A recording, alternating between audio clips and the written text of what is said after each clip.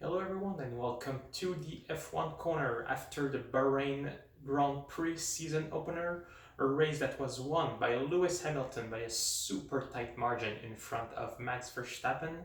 And we are here on this race debrief to discuss the various strategies and discuss that race overall. So let's start with our top three: Lewis Hamilton, Max Verstappen, and Valtteri Bottas. Verstappen was starting in front, so it was a race to Red Bull to either win or lose, but it was mostly on their shoulders. Start of a race, immediately a safety car caused by Nikita Mazepin running wide and hitting the barrier. We'll get to him a little bit later in that video.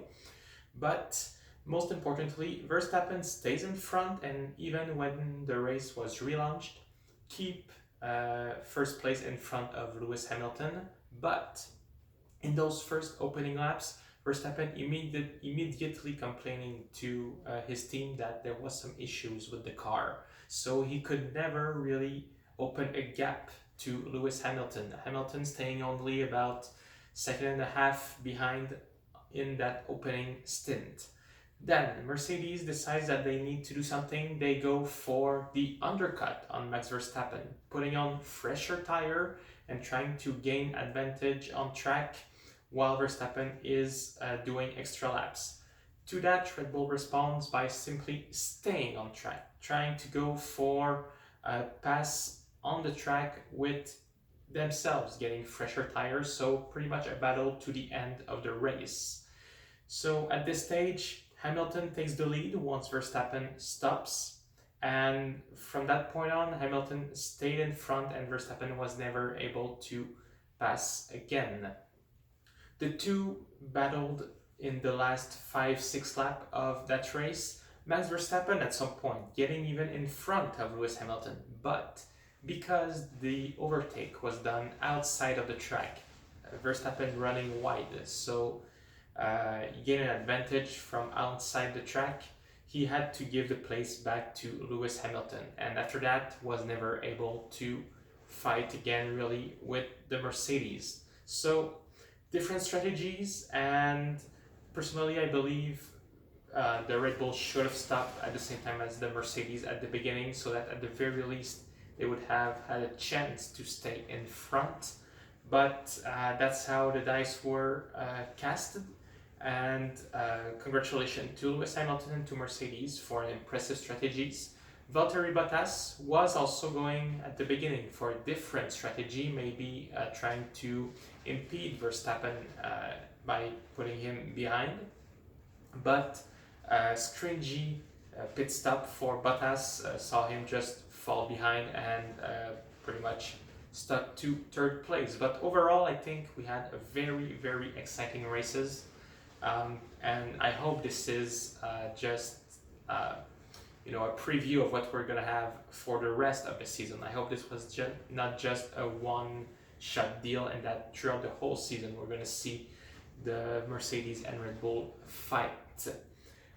If we look farther down the grid, best of the rest, Lando Norris with McLaren, pretty good job for the orange team.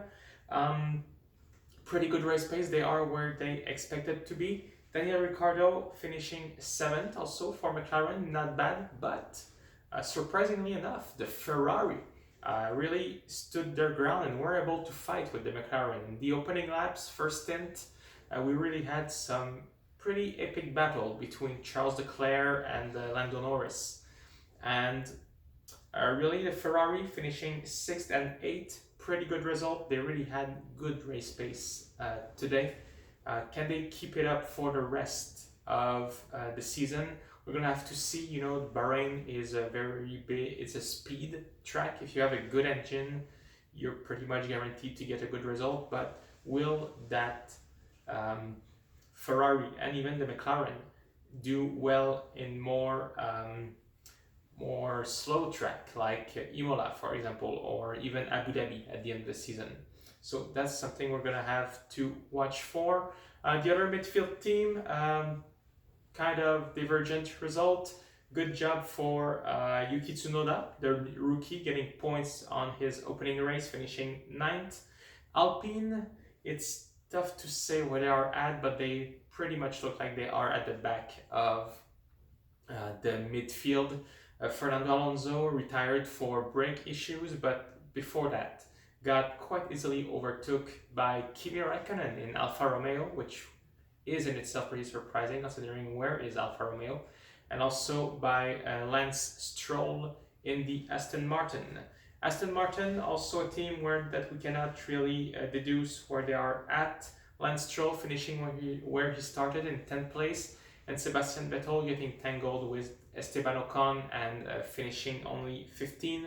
We're going to need a bit more data to figure out where they are at. And let's finish with a word about our three rookies, Yuki Tsunoda, Mick Schumacher, and Nikita Mazepin. I mentioned it a little bit earlier.